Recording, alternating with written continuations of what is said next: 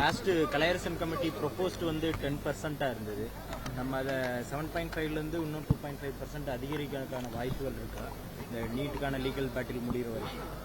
நீங்கள் சொன்ன மாதிரி இப்போ இந்த செஷனில் கூட இந்த பட்ஜெட் கூட்டத்தொடரில் கூட நம்ம இந்த அரசு நீட்டுக்கு எதிரான தீர்மானத்தை நம்ம கொண்டு வந்தோம். ஒருமனதாக நம்ம நிறைவேற்றி இருக்கிறோம்.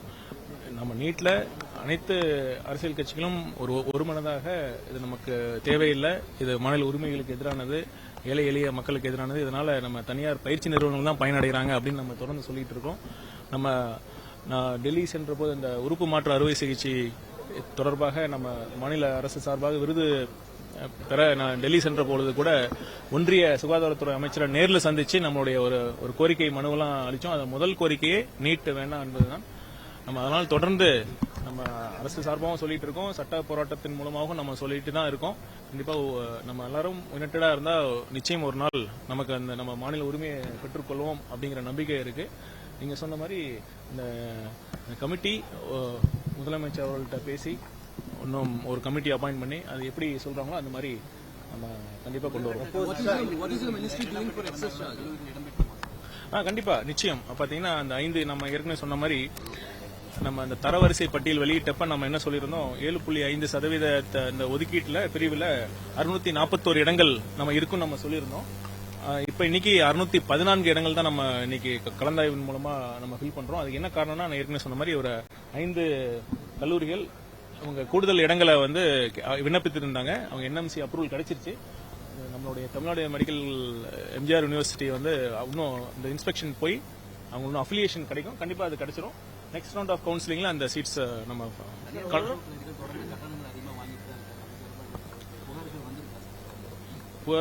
வந்துட்டு தான் இருக்கு. அதாவது பாத்தீங்கன்னா யூஜி மட்டும் இல்ல, பிஜி படிக்கிற மாணவர்கள் கூட அதிக கட்டணம் வசூலிக்கிறாங்கன்னு ஒரு புகார் வந்துட்டு தான் இருக்கு. இன்னைக்கு கூட ஒரு மாணவர், எனக்கு தெரிந்த ஒரு மருத்துவர் மூலமா ஒரு புகார் வந்துச்சு. நான் திரும்ப அனைத்து தனியார் மருத்துவக் கல்லூரிகளுக்கும் இந்த அரசின் சார்பாக நான் ஒரு ஸ்ட்ராங்கான ஒரு மெசேஜ் சொல்லிக்கொள்ள விரும்புகிறேன். நம்ம என்ன ஃபீ பிக்ஸ் பண்றோமோ அதை மட்டும் தயவு செய்து நீங்க அனைவரும் மாணவர்கள்ட்ட நீங்க வசூலிக்க வேண்டும். அதை மீறி நீங்க வசூலித்தால் இந்த புகார் தெரிவிக்கும் பட்சத்தில் ஒரு வெளிப்படையான ஒரு என்கொயரி, ஒரு விசாரணை மேற்கொண்டு குற்றம் நிரூபிக்கப்பட்டால் கண்டிப்பாக சட்டப்படி நம்ம நடவடிக்கை எடுப்போம். அதனால மீண்டும் ஒரு முறை அனைத்து தனியார் கல்லூரி அந்த கல்லூரிகளுக்கும் நாம தாழ்மையுடன் கேட்டுக்கிறது என்னன்னா, தயவு செய்து அதிக கட்டணம் வசூலிக்க வேண்டாம் என்பதை தான் நான் கேட்டுக்கிறோம். Most of these complaints are anonymous because they could not come forward with their identity. So how do you go ahead legally? See, this is the problem with most of the complainants, because they are when we go for an inquiry, they are not able to come forward and submit this evidences. When we call for their bank statements on proof of payment, they are not able to produce this evidence. That is the reason why we are not able to proceed in those cases. But in few cases we are able to get these evidences, but definitely we will act on them. Sir, இப்போ இந்த அரசு மருத்துவமனைகள்ல இன்னைக்கு வந்து maintain பண்றதுக்கான funds இல்லை அப்படின்ற மாதிரி ஒரு இந்த பட்ஜெட்ல அதுக்காக ஏதாவது அதான் திங்கட்கிழமை தான் மானிய கோரிக்கை வரப்போது. கண்டிப்பாக முதலமைச்சர் அவர்களோட வழிகாட்டுதலின்படி நம்ம ஒரு சிறந்த அறிவிப்புகள்லாம் நம்ம கொடுக்கணும் அப்படிங்கறதான் முதலமைச்சர் நமக்கு சொல்லியிருக்காங்க. தொடர்ந்து அவரோட வழிகாட்டுதல் பேர்ல நம்ம இயங்கிட்டு இருக்கோம். ஒரு திங்கட்கிழமை நம்ம சந்திப்போம். திங்கட்கிழமை ஒரு நல்ல அறிவிப்புகளோடு நான் தமிழக மக்களுக்கு அந்த மானிய கோரிக்கை அன்னைக்கு நான் வழங்கப்படும்.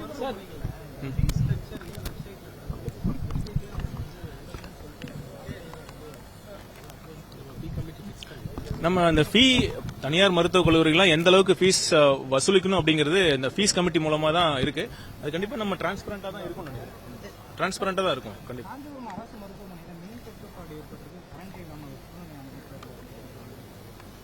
இல்ல சில நேரங்களில் இந்த மாதிரி மின்தர தட்டுப்பாடு இருக்க இந்த விஷயம் வர்றப்ப நம்ம மின்துறை அமைச்சர்கிட்ட நம்ம பேசியிருக்கோம்.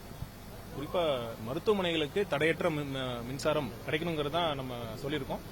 இப்ப பாத்தீங்கன்னா எங்கேயுமே மின்தடை இல்லாத ஒரு சூழல் தான் உருவாக்கணுங்கிறது தான் முதலமைச்சர் சொல்லிட்டு இருக்காரு. அது கண்டிப்பாக அது அனைத்து இந்த பிரச்சனை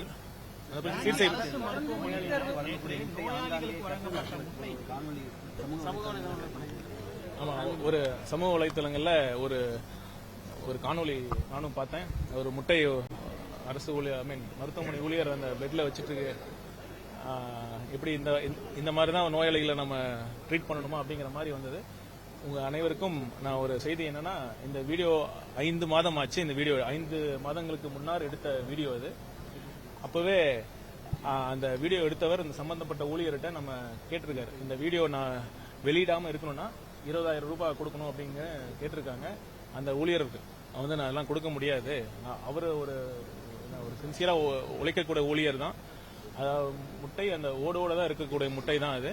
அவர் அந்த பர்டிகுலர் அந்த பேஷண்ட்டுக்கு அவரோட விருப்பத்தை அவர் சொன்ன பேர்ல தான் நான் மாதிரி கூட அட்டெண்டர்ஸ் இல்லை, நீங்க பெட்ல வச்சிருங்க அப்படின்னு சொன்னதன் பேர்ல தான் அந்த முட்டையை அப்படியே வச்சிருக்காங்க. நம்ம அந்த காணொலி வந்தது உடனேயே நம்ம ஒரு என்கொயரி கமிட்டி பண்ணிட்டு ஒரு டீன் ஒரு ரிப்போர்ட் கொடுத்திருக்காங்க. 5 மாதங்களுக்கு முன்னால் எடுக்கப்பட்ட அது ஒரு காணொலி, அதை தவறாக பயன்படுத்த நோக்கத்தில் தான் எடுத்திருக்காங்க. அதனால அவங்க வந்து அந்த பணம் கேட்ட பணத்தை கொடுக்கவில்லை என்பதால் அந்த வீடியோ வெளியிட்டிருக்காங்க. அது மாதிரி இனிமேல் ப்ராப்ளம் இருக்காது. இனிமேல் ஸ்டான்லி மட்டும் இல்ல, தமிழ்நாட்டில் எங்கேயுமே ப்ராப்ளம் இருக்காது. நீட் தேர்வை ரத்து செய்யணும்னு சொல்லி தொடர்ந்து நம்ம வலியுறுத்திட்டு வரோம். அப்படி இருக்க சொல்ல தொடர்ந்து ஒன்றிய அரசு நீட் தேர்வை நடத்திட்டு வராங்க. அரசு பள்ளி மாணவருக்கு நீட் தேர்வு பயிற்சி வந்து அதிக அளவில் வழங்குறதுக்கு என்ன நடவடிக்கை சார் எடுக்கிறோம்? மாதிரி பள்ளிகளில் நம்ம நீட் கோச்சிங் நம்ம கொடுத்துட்டு தான் இருக்கிறோம். ஒரு பக்கம் நம்ம நீட்டை நம்ம நீட் தமிழ்நாடு நீட்டுக்கு விலக்கு அளிக்கணும், நாடு ஃபுல்லா நீட் இருக்கக்கூடாதுன்னு நம்ம போராடிட்டு இருக்கிறோம். இன்னொரு பக்கம் நம்ம வேற வழி இல்லாம அதற்கான தயாரிப்பு பணிகளும் நம்ம ஈடுபட்டுருக்கோம். நன்றி. தேங்க்யூ.